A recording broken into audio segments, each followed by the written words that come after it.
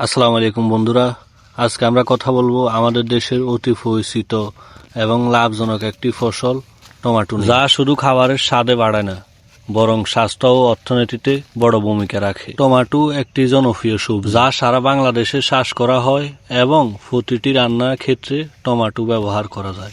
বাংলাদেশে প্রায় প্রতি বছর 40 থেকে 50 মেট্রিক টন টমেটো উৎপাদন হয়, আর বাজার দর অনুযায়ী বছরে প্রায় 8 থেকে 10 হাজার কোটি টাকার টমেটো বিক্রি করা হয়, যা হাজার হাজার কৃষকের জীবিকা নির্বাহের প্রধান উৎস। কম সময়ে ফলন পাওয়া যায় বলে টমেটো চাষে খরচ কম হওয়ায় লাভ বেশি, এবং যদি সঠিকভাবে এর পরিচর্যা করা হয় তাহলে এক কৃষক বছরের স্বাবলম্বী হতে পারবে। আপনারা জানেন কি টমেটো আমাদের মানবদেহের কতটা উপকারী? টমেটো শরীরের রোগ প্রতিরোধ ক্ষমতা বাড়ায় এবং হৃদরোগের ঝুঁকি কমায়, রক্তচাপ নিয়ন্ত্রণে সাহায্য করে এবং ত্বক ও চোখের খুবই উপকার। টমেটোতে রয়েছে vitamin A, C, K, folic acid, potassium এবং শক্তিশালী অ্যান্টিঅক্সিডেন্ট লাইকোপিন, যা ক্যান্সারের ঝুঁকি কমাতে সাহায্য করে। তার পাশাপাশি হজম শক্তি ভালো রাখে এবং রক্ত পরিষ্কার রাখে। টমেটো কাঁচা সালাদ হিসেবে ব্যবহার করা হয়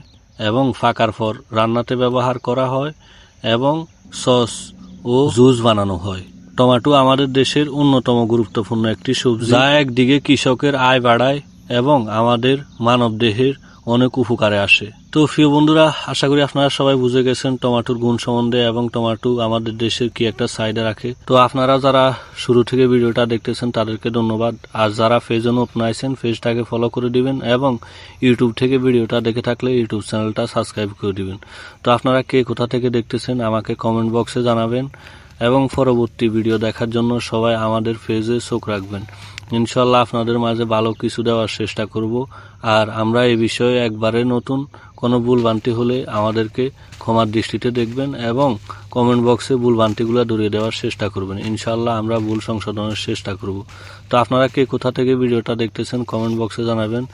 দেশে এবং প্রবাসী ভাই বোনদেরকে জানাই আমার তরফ থেকে আন্তরিক ভালোবাসা ও অভিনন্দন। আমাদের সাথে সবসময় থাকবেন। আমরা ইনশাল্লাহ আপনাদের জন্য ভালো ভালো কিছু করার চেষ্টা করব। এবং যারা এখনো আমার ফেসবুক পেজটাকে ফলো করেন নাই তারা প্লিজ তাড়াতাড়ি ফেসবুক পেজটাকে ফলো করুন এবং ইউটিউব চ্যানেলটাকে সাবস্ক্রাইব করুন। তো ঠিক আছে প্রিয় বন্ধুরা, আজকের মতো এখানে বিদায় নিতেছি। সবাই ভালো থাকবেন, সুস্থ থাকবেন। আল্লাহ হাফেজ।